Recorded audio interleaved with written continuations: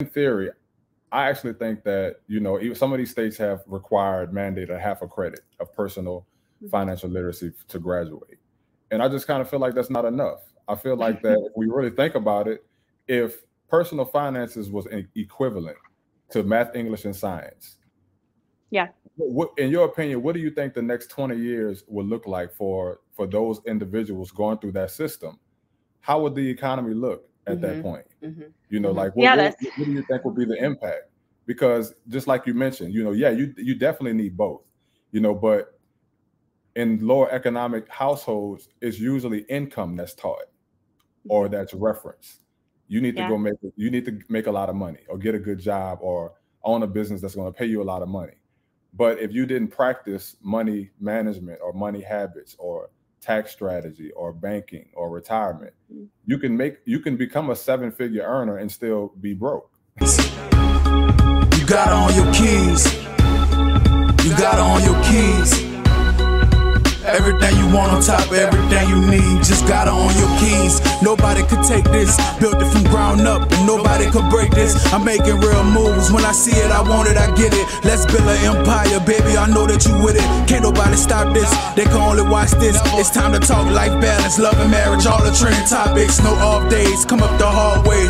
Never no shortcuts. I took the long way. Gotta leave treasure for my kids' pleasure. Every loss been a lesson. And welcome you guys again to the On Your Keys podcast. I'm your host, Mink, and we have my co-host right here, Jay Goday, aka Mr. On Your Keys, y'all, aka the Monopoly Boss. What's good? What's good, y'all? We are so excited to bring you guys another podcast, and today we have Miss Carly Urban. Yes. Let's get it. So we got Miss Carly Urban on here, y'all, and we got a dope conversation, for y'all. Miss Carly is a professor, a writer, philanthropist, and working in the space of personal financial literacy in communities, which is a topic that we are very, very passionate about and we talk about often. So we eager to dive into the story and really talk about your expertise and what you bring to this industry and what you and in research. We talked offline. We talked about research, and that's a big component of this sector is researching and finding out how do we bridge this gap, right? So. Yeah. Let's get into it. So, Ms. Carly, thank you guys so much for having me. I'm so excited to talk with you. We are glad you're here. Yes. So I know that, you have a very lengthy background in economics, and so, one of the things that, I personally feel like is that, economics plays a very huge role in financial literacy and the lack of. So give us a little bit of background about, how economics, has, played a big role in, you furthering, the financial literacy mark that you're basically, furthering. Yeah, so I think as a researcher, having an economics lens is really important because we're obsessed with causal effects. So what is actually changing behavior? What is actually going to help people? But I think like from the learning perspective, you can't really have personal finance without economics because budgeting is basically just opportunity cost. So you're giving up something to get something else. Economics is just studying scarcity, which is personal finance at its essence. So I think anyone who thinks you can completely separate the two is misled, right? There's no way you can have one without the other. Yeah. And then, in terms of like, local economics, I think that that's where, the line is kind of like it gets blurry for me because, when you're thinking about local economics, right, the local economy, I'm like, how can you have a strong, economy locally if you have people that have a lack of financial education? Yeah, that's a great point. I think that's one thing I always talk to about state policymakers when they're trying to figure out, how do we add personal finance in schools? What's it going to do? And I'm like, you're basically reducing reliance on the safety net and expanding your tax base, right? It's really kind of an economic argument from that perspective.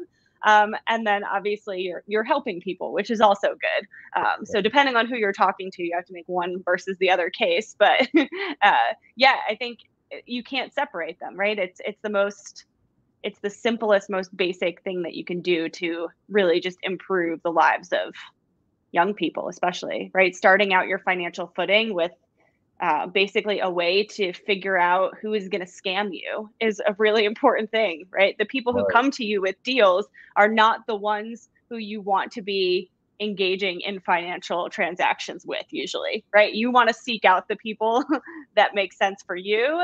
You don't want to be sold something. Right. So how long have you been, doing this great work that you're doing? Over a decade now, which is crazy. So yeah, 2012. I think it was easy to constantly be thinking about this kind of stuff during the financial crisis, in the Great Recession, kind of just always thinking like, what's going to get people out of this? What's the next step? How do we improve people's finances? At that point, we had a huge foreclosure crisis. So we were thinking a lot about counseling for people in foreclosure, right? What should you do next? And what makes sense? And it was a very specific population. There was a lot of counseling going on, just like trying to figure out what made sense for people when everything was kind of a mess. And then you saw states really start to add these standalone personal finance course requirements really in 2007 with Utah. And it's really expanded since then, but they were kind of the pioneers in this space because they were like, hey, stuff's getting really bad. We should really help young people early so that they don't get into that kind of trouble later. Wow. And that's amazing, and OYK, we talk a lot about, Black economics barriers that's within Black economics. And of course, personal financial literacy is always a topic, in all spectrums, right? And, you talked about research, you mentioned that you're like a research guru. I'm sure in your research in this particular topic that it took you into a rabbit hole of things that, that you probably just found that were just overwhelming, just undeniable. What are some of those things that you found when it relates to, the Black and minority community with the lack of personal finances in school system? So you're right, there are huge gaps. So when states don't have requirements in place, the schools that are more likely to add the requirements or to give access, I guess you could say, to personal finance coursework, it's white schools, primarily in rural areas, which is kind of backwards. But it's actually harder for city schools to add classes or requirements. They just have too much going on already. They have lots of other things they're dealing with. Sometimes they're big school systems and it's harder to do. So some of that is more mechanical. The other thing I'll say about that I think maybe is an important side note, but also like very maybe surprising to some people, that it's not helping some groups more than others. So it's not like personal finance is only helping the richest kids or the poorest kids. It's kind of helping everyone the same and just kind of rising the tide. It's not helping young kids from poorer backgrounds, richer backgrounds, people of different races or ethnicities. So Black students aren't getting more out of it than white students are. So I always hear some stories about like how this can close the racial wealth gap, and that's not true. I wouldn't lean on financial education for that. Maybe if we had more financial access in communities of color, then maybe financial education could help with that. But we know that people who are in schools where there are fewer low-cost financial services. So you don't have any banks, right? So if there's no banks and you only have a payday lender, all the financial education in the world isn't going to help you, right? So we need access and education. Okay, thank you. Okay. Because that's where I was kind of going with it. I'm like, well, the education actually plays such a huge role in the type of financial I guess things that you need to be able to access. So I'm like, if you don't, if you have a lender, that is trying to give you a 17% interest rate, as opposed to with horrible terms, as opposed to someone, another lender that may be giving you an 8% interest rate, you would need to understand, the fundamentals of how interest rates actually affect what you're actually going to pay back. And that would come from the educational side of it, so before you said that, I was like, well, wait, I'm like, no. Yeah, no, I totally agree. I think you need both, right? But the flip side is also true. Let's say that you have tons of education, it's not the right product, but you just have nothing locally, right? That is your only option. Then you're like, what is this class even teaching me, right? Yes. You're probably even more frustrated, and you're like, yeah, maybe some people have access to that, but this is all that's in my area. What am I going to do? Yes. Do you think that with the school systems, it's more about a priority? You know, because I mean, in theory, you know, and I actually had this a little further down, but I think it's relevant. In theory, I actually think that, you know, even some of these states have mandated half a credit of personal financial literacy to graduate. And I just kind of feel like that's not enough. I feel like that if we really think about it, if personal finances was equivalent to math, English, and science, what, in your opinion, what do you think the next 20 years will look like for those individuals going through that system? How would the economy look at that point? You know, like what do you think will be the impact? Because just like you mentioned, you know, you definitely need both, you know, but in lower economic households, it's usually income that's taught or that's referenced. You need to make a lot of money or get a good job or own a business that's going to pay you a lot of money. But if you didn't practice money management or money habits or tax strategy or banking or retirement, you can become a 7-figure earner and still be broke. Yeah. So Melody Harvey and I actually have this new paper out, I guess in the last year, and we actually find that requiring financial education or any high school financial education does not change whether or not you have retirement accounts.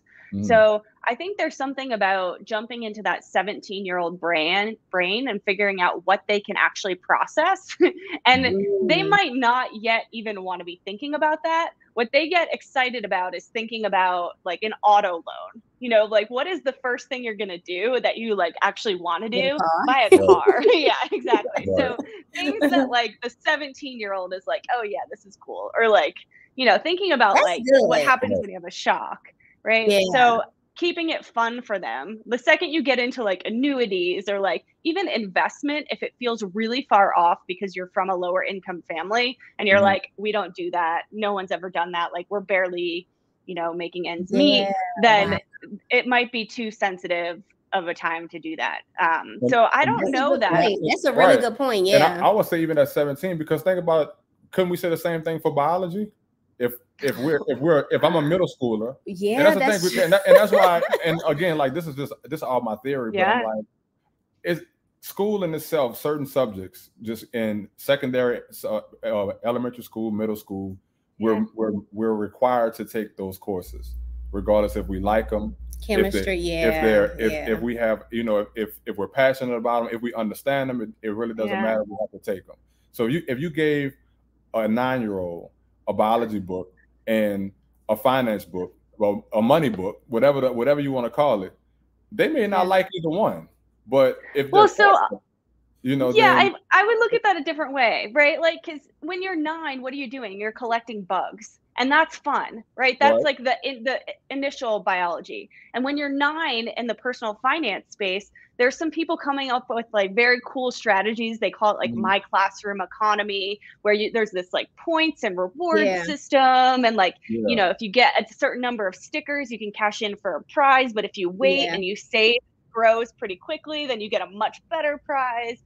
And I mean, kids are actually learning quite a bit from those like interesting interactions, but you can't teach it in the way you would think about it in high school. Of course. So I would say like, I agree with that. I agree that for each age group of kids, the learning, you know, the curriculum will definitely have to be different. You know, just like any other subject, like you said, when they're learning biology or those difficult subjects that's not that interesting, those teachers have to be creative to get those kids to want to engage and want to learn those things. You know, and that's why you know, back to the original question. I just you know, in your research and your experience, if it was, you know, let's say hypothetically, if personal finance was equivalent to those subjects, math, English, and science, do you think that what do you think that the next 20 years would look like? What do you think how you think the economy would look? I mean, that's a huge question. So let's say you can tell that I'm clearly deflecting. So I think if we were to say like, okay, you're going to learn math, starting, first grade, whenever you start math, we're going to take personal finance all the way back. Then we'd have kind of like this building block structure where kids are learning like, hey, if I eat all the cupcakes today, I don't have any cupcakes for the party tomorrow, right? Like delayed gratification. Right, and like right. you kind of just build up little habits and norms, playing with currency, counting money, like figuring out how much a backpack costs on average, like little things like that. And then you can kind of just like keep building it. I think then we could almost think about like normal progress, like towards financial well-being in adulthood. And then we could kind of pinpoint where things are going wrong along the way. And then figure out exactly like where we should be targeting, like, where kids are going astray, where they need more in schools versus at home, and how to kind of build all that together. But I think if we had a very robust program like we do with math education, then yeah, I think we would either see my pessimistic take is much more sophisticated scammers, or No, I agree with that. I agree. They're sophisticated already. But I think that's more because of technology. I mean, maybe. It is technology, but you still have to have to scam. I don't care what anybody says. You gotta have a certain level of intellect to scam. You can't be dumb. Like that's just the reality of it. You can't. It's just like doping, right? Somebody's gonna figure out a way around. But I think my optimistic view is that we'd have more people who are resilient and like thinking about every financial transaction a little bit more carefully, right? And then able to do the research on their own and figure out what makes sense, figure out how to plan for the future, figure out how to have more conversations about money, especially like within a family, across families. Like people are running into the exact same problems, but they just don't want to talk to their friends about it. So we saw that a lot during the foreclosure crisis when people were losing their homes due to technicalities and just kind of taking it. And no one should do that, right? But if they had like talked to each other and had more opportunities to do that, and it wasn't so taboo, then I think it would be, we'd have a different society about money. I think if we started talking about it earlier and it just became normal.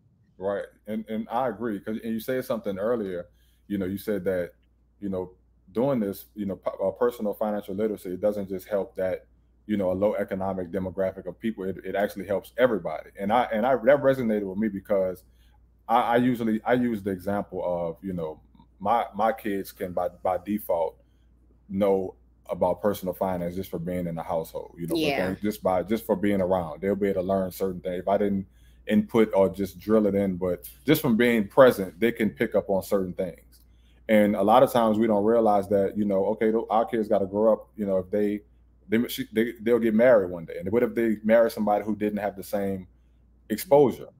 So now you're in a relationship and you have one ideology on money and the other one doesn't, and that can get convoluted depending on how you guys are able to interact with each other. A lot of times couples finances get destroyed because they couldn't get on one accord because they grew up in two different ways about money. Yes. So that kind of leans to your point that this helps everybody. You could have a wealthy person whose kid married a person that came from a low economic family. They learn something totally different. They both learn something totally different. And now they're trying to merge these two ideologies together, these two economic classes together to try to become one. And they're trying to figure it out, It's tricky. So my other suggestion is I always say that there should be some type of simulation in these classes where people learn how to navigate benefits and a budget on things like SNAP and TANF and other kind of government benefits, just to see how hard it is. And if you can figure that out, you can figure out any of your own budgets. But it also gives you that kind of empathy when you end up in those types of relationships where somebody was better off than you were growing up. They can kind of understand at least where you're coming from. But I feel like there are no better budgeters out there than people who have been on public assistance at some point. But then I feel like too, the government in that way, that could be a really, really good thing to implement is, some type of training or, you know, methods to be able to even help those, you know, the people that are, you know, on government assistance, because sometimes it becomes a lifelong thing. Right. You know what I'm saying? Absolutely. You know, yeah. And so, you know, even if, you know, some type of financial education training or something like that was included in those programs, you know, it could really, really, you know, help them even to, you know, get off of the programs, you know, and things like that, even, you know, on how to, because everyone can always find some extra money in their budget, you know, we all know, you know, but sometimes, you know, it's just a habit. It's the money habit. Yeah. I said this, we did a show with CEO Housing Authority a couple of weeks ago, and you know, me and him talked about a family that we knew that basically, you know, it was 3 generations of families that was on you know, public housing, and you know, they were paying $25 a month in rent, but it was continued on throughout their family, you know, generation to generation, because it was just never taught that we can do something different. You know, even with the money that they all worked, they made, you know, salaries. You know, so with a very low expense overhead, you know, they still didn't take advantage and put themselves in a situation of wealth. But it wasn't because they couldn't. It was just the education wasn't there. You know, and I always go back to my theory. I say that if people would just have this at a place that they have to go to for at least 12 years of their life. Yeah, exactly. You have to meet people where they are, right? Because you can't pick your parents.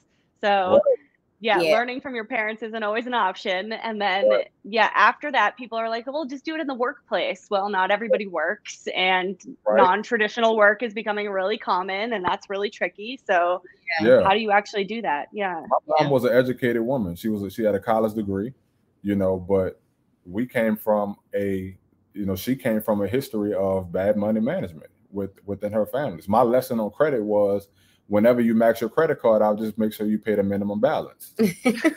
And I believe that, right? I believe that until I was taught something different. Yeah.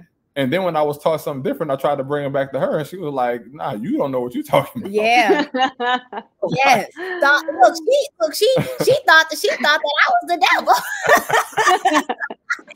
And you know, I come from a totally like my dad is frugal. My dad is a saver. You know, my dad has he understands, you know, money in a different way, you know, but he definitely was like, wait, max a credit card out. Wait, what? Oh no, you know what I'm saying? Like, that's something that you never do. And you know, and literally I can't even think about even having a conversation about making a minimum payment. You know what I'm saying? It's like, if you have a credit card and you max it out, you pay it off. If you don't have the money to pay it off, you shouldn't be using it. You know, like that. Those were like my lessons, you know, and saving, you know, that was so important. But it just shows the difference of, you know, people coming from different families and connecting. Right. And then when you connect in some kind of way, those habits are going to spill off on each other, especially if you're receptive to it, you know, because you were receptive to that, you know. So, you know, I definitely do think that, you know, having and so that just goes into my point, you know, having financial education in some kind of way. You didn't have it, or you had something. It wasn't right, you know, but you did have something. But what I wanted to know though, Carly, was, you know, you do this every day, right? You know, I know that you do this every single day. So like, you know, how are your students, you know, receptive to this? So I'm not actually a financial educator. So I should be economics. Okay. I'm an economist every day. Yes. I feel like students still don't want to talk about money, right? Even like they want to talk about it among hypothetical people, and they're very judgy about what they do without really understanding other people's constraints, right? So let's say that you have a certain income and you have a huge shock where, like, let's say your car breaks down and you have to pay for a repair, otherwise you can't get to your job. Like, what do you do? Right? You got to figure out a way to pay for it. So maybe that's when you do max out the credit card and not even knowing you can't pay the balance just to keep your job. Right. Okay. So I think like understanding people's weird constraints, right? Where, you know, like ultimately you want to be in a situation where you can be making regular savings or making savings more regular habit. But there's always going to be these weird nuanced cases where people have really big shocks. And I think we saw that a lot in the pandemic, stimulus payments where people were like, oh God, now what am I gonna do? Like, I just got furloughed. Do I tell my boss to just completely lay me off so I can go on unemployment, or do I, keep working and stay attached, or do I now watch the kids because they're home and then my wife has to quit her job, or like making all of those trade-offs were really tricky. And I think students were really receptive in that time period, like, oh yeah, shocks happen. Whereas before they were like, the shock is your fault.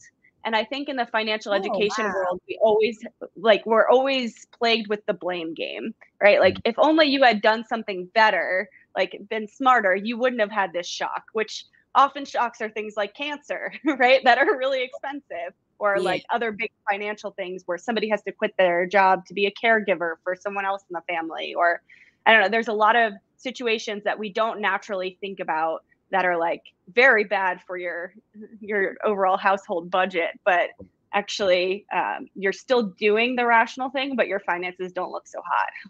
Right. And I think it's the type of money we talk about that makes it, like you said, for your students might be unattractive because they want to talk about some kind of money. Being a consumer is fun. Like, it feels when you spend money, regardless if you have it or not, you feel good at the moment. But talking about money discipline, behaviors of money, that don't always feel too good. Yeah, you're right. When like you mentioned earlier, delaying gratification. Most 17-year-old kids ain't trying to hear that. They're not trying to delay nothing. They want it today. Even adults, even us, we want it now. We struggle with that too. Yeah. We want it now. And that's that feeling of, it feels good to have it, even if you know. So it's like being able to have the conversation and articulate and teach, the principles of money management. I think that's where a lot of the barriers are, because it's just, it's almost like I said, to me, it's like learning biology. I didn't care nothing about it. I wasn't going to use it. I didn't care about it. It didn't matter to me. Yeah. It didn't matter. But I'm with you there. Yeah. But I have a choice. They force fed it to me. But, so I want to ask you this one more thing. Yeah. With what you do every day, I know that you are a professor, and so, like, what is something that, you feel like you really, really want your students to know when it comes to personal finance and economics? Oh, that's a big question. Like something that's gosh. Like something that, really important, because I know that I know the work you do. And so that's why I'm like, to me, I look at it as passion. Like you've put out some great work, and so I'm like, I know that there's a driving force behind this. Yeah. So I feel like I'm like, there are a lot of things I want my students to know. I feel like I work at what we call a land grant university, which means I'm at a public university where half of our job is educating students within the university, and then the other half is like doing research and talking to people outside of the university about that research. So making it known to like everyone in the state, like, what your research finds and why it's important and why their tax dollars should support us. And I think I spend a lot of time talking to state and federal policymakers about financial education. And I think I spend a lot more time trying to educate them on what it does than I do my students, because I think they buy in right away. That before too. Yeah, like my students really kind of like, they're on board, right? They think that this is important. They're thinking carefully. They know how to do their own research. I think personal finance is personal, and they know that, and they want to, to be like an econ nerd, completely maximize their own utility, but like their lifetime utility, right? How happy they are over their entire life. And like, maybe that means thinking about consumption in a different way, where it's not just like buying stuff. It's like your leisure time, and how to like figure out how to make your leisure valuable to you, but without spending a lot of money, right? So doing things that you actually enjoy, whereas like clicking the button on Amazon and ordering more things that come to the house that you're not really that excited about might not actually bring you much joy, right? But like maybe going to a park and hanging out with friends does. So maybe that's what you should be doing with your time /resources instead. So I think I want students to always think about trade-offs and think about what you're giving up when you're spending or when you're, investing. Like what makes sense for you to give up now for your future self, and just kind of always have that in the back of your mind. What I want policymakers to know is a little different. I feel like that education is what maybe more of my passion comes from. Yeah. Talk on that real quick, because it probably my question, the ones to ask after that, but yeah. Yeah, so I've talked to people in lots of different states. They always want to know what's already happening in their schools, where are the inequities in access to personal finance education, and I'm always happy to talk about that. But the returns to financial education in high school are so high. So credit scores go up within 5 years, delinquency rates fall, students make smarter student loan decisions. So you might not realize this, but a lot of them use credit cards, which is ridiculous, with very high balances, right? And afterwards, they're actually borrowing more in federal student loans with low interest rates that don't accrue interest during school, like a smarter loan than, whatever you were paying on your credit card balance. You have to pay back right away. And I think those things are really important. Payday loans go down. So people are less likely to use payday lending after financial education in high school is required. There's anything that's going to get you out of a debt and poverty trap, it's not using a payday loan, right? Like not going to the payday lender that first time. So our Afterpay, our Klarna, our zip code, because those are the modern day payday loans, Exactly. And to that point, they're not as interest aggressive, but they develop the practice. You develop they're giving you the ability to develop a habit of buying something that you can't afford at the moment. Exactly. Yeah. So let me ask you this: do you think a half a credit, what some of these states have been doing, do you think it's enough? So a half a credit, in my understanding, is a full semester. So it's better than what we could get. So if you look at a state like Virginia, they actually have a full year that's economics and personal finance. And Mississippi actually does a full year of, they call it college and career readiness, where personal finance is throughout the whole thing, but it's more like getting you prepared for life as well. So there's some other stuff mixed in, but that's a full year as well. So there are some that have done that model. In Utah, there's a few different classes you can choose from. They've kind of evolved the most over time because they're the earliest ones. And some of them are full year classes that put personal finance in other stuff, more like these life preparation classes that they're trying to build, where you might actually learn how to cook and grocery shop as well. But I mean, that's kind of related to making a budget and figuring out all this stuff, and a lot of things that are intertwined. So there are different types of classes that are in other states. Some of them are still only a half credit, but I think it's still a lot of progress compared to what it was before. And I worry that sometimes when it's too short, you think that you're just going to get these weird rules of thumb, like never do this, always do this. And those are really damaging to people who are like, ooh, my family had to do that. Or and I think that might make sense for me. Yeah, exactly. Like some people say never borrow. And it's like, well, that probably doesn't make sense for a lot of people. But so too short could end up, having these weird rules of thumb. I think I've not been concerned with the specific standards that the schools have been laying, or the states have been laying out. Like, seems like things that absolutely need to be covered are there, but there could definitely be more. Absolutely. Yeah. And I like that answer. That's that's good. Definitely. I mean, because at the end of the day, they can't be everywhere. We can't be in every school, but setting the standard. And that's what I think has been done now, is just setting the standard, that it's important to see it, It's actually good. And that's what I was excited about. It gives a baseline to grow from. So I think I'm excited about it. I hope in my perfect world, every state will adopt it and make it mandatory. I keep throwing it out there, but we'll see. I hope so. Yeah. There are a lot of states that also have some requirement where personal finance is within another class or within everything at large.